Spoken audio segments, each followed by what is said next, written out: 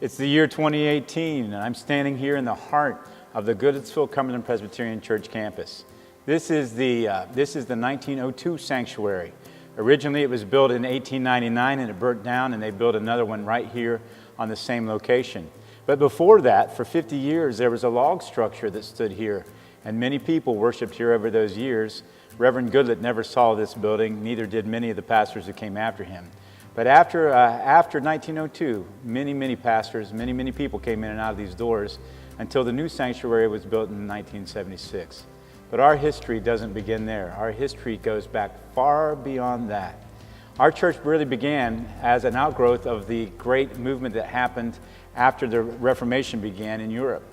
Martin Luther began the Reformation, but soon people like John Calvin, whom we trace our theological roots to, took over. John Calvin was a Frenchman who lived there on the border of France and Switzerland, and his doctrine of the sovereignty of God, the grace of God, spread to Scotland. And in Scotland, a man named John Knox took that doctrine and he built it into what's called the Presbyterian Church. And that's where we get our form of government. Presbyter means elder, and it was an elder-led church, and we use the exact same form today. And of course, many of the Scottish people came to America, and they brought with them their religion. And that's how we got our beginning, through the Reformation, John Calvin, John Knox, and the Presbyterian Church.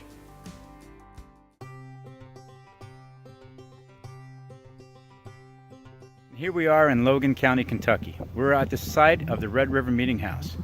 This is just about 45 miles north of Goodlettsville, right across the border, 4 miles north of Adairville, Kentucky. Here, there was this meeting house named Red River. The Red River is close to here. And this part of the world was known as Rogues Harbor. The people who lived here were rough. And at one point in time, Logan County was the gateway west, long before St. Louis. And people came and settled in this area. It was very rich and fertile. There's farmland all around here. And they moved west from here. It is said of this place, Rogues Harbor, that you wouldn't want your horse to hear what came out of the mouths of women. James McGrady came here. He was from Pennsylvania. He was pastoring in North Carolina and apparently not too successful.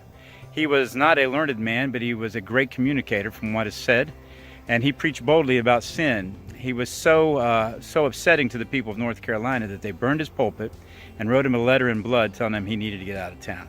So he got out of town and came here.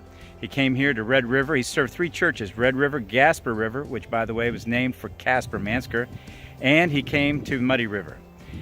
For years, he asked his folks to pray for revival. This was a terrible area. He asked them to pray for revival fast, and they were faithful in doing that. And there were fits and starts. But one day, as people gathered here for a mass communion service, revival broke out. People were crying and wailing. And all around this area, people started to bring their horses and wagons. There were no hotels. And they began to camp out all over this area. This was the first of the camp meetings. And the camp meetings became the standard for revivals. And people would preach all over this site, and they would cut down trees and they would preach on stumps. People would sleep underneath the wagons, and they came for miles. And there were thousands of people who came through this area, not the least of which is Campbell, who became a famous Methodist pastor. Barton Stone, who would be one of the founders of the Disciples of Christ Church and the Christian Church and the Church of Christ. And so here, the influence spread all the way up north of Lexington in the great revival that happened there, and certainly spread down to Goodlettsville, to a place called Walton's Campground. And the revivals that broke out there helped birth our church.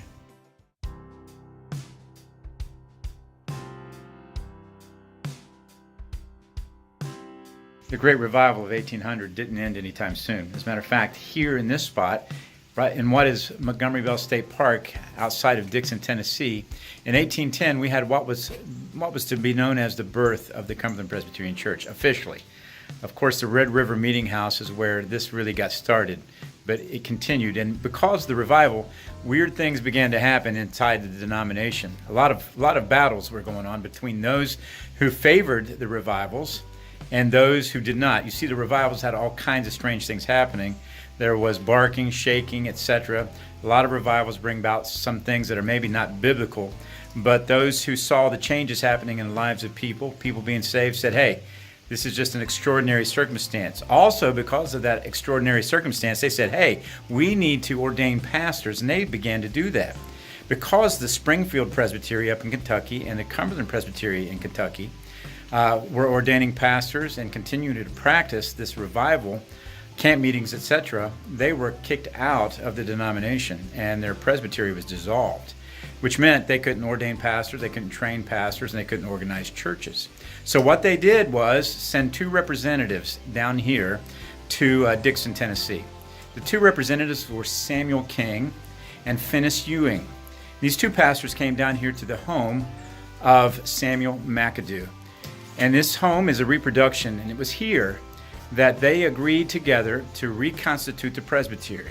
They were trying to do this so that they, of course, might train pastors, ordain pastors, but they also did this so that they might have more bargaining power back with the denomination. Well, that never happened. The Cumberland Presbytery became the Cumberland Presbyterian Church, and it continued to grow. We were the first church that was non-Catholic in California, according to some reports, and continued to grow throughout the South, into Texas, all throughout the West, as Cumberland Presbyterians trained pastors and sent out people to change the frontier.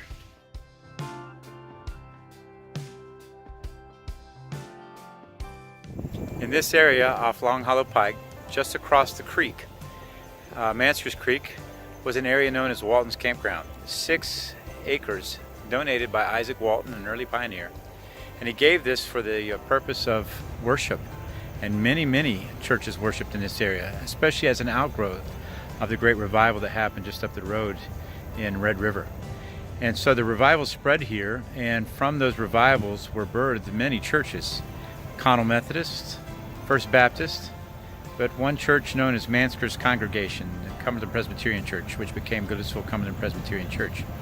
And so we started here in this location just across the creek and eventually moved to where we're located now. A lot of people got saved on this piece of ground, and certainly this community was changed by what happened here.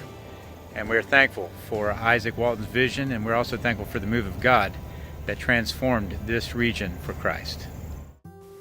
So here we sit today in this 1976 sanctuary. It was right up here at this podium where Brother Joe Vickers had the cornerstone for that celebration. And today, right now, they're cutting out that cornerstone to open up that time capsule, and hopefully we'll have something to share with you here in a little bit. We are the recipients of people who had a vision, pioneers who came across who had a vision of building a country. People who had a vision of seeing those pioneers come to know Christ. Of people who sacrificed to purchase this property or to give this property or to build these buildings. But more than that, they built into one another, they built into their community, they loved the Lord, and they served the Lord. Today, we not only celebrate our heritage, but we're here today to commit to leaving that legacy for those who will come after us. Thank you for being a part of this celebration, and we pray that 175 years from now, people will be still celebrating the faithfulness of this church and God to this church.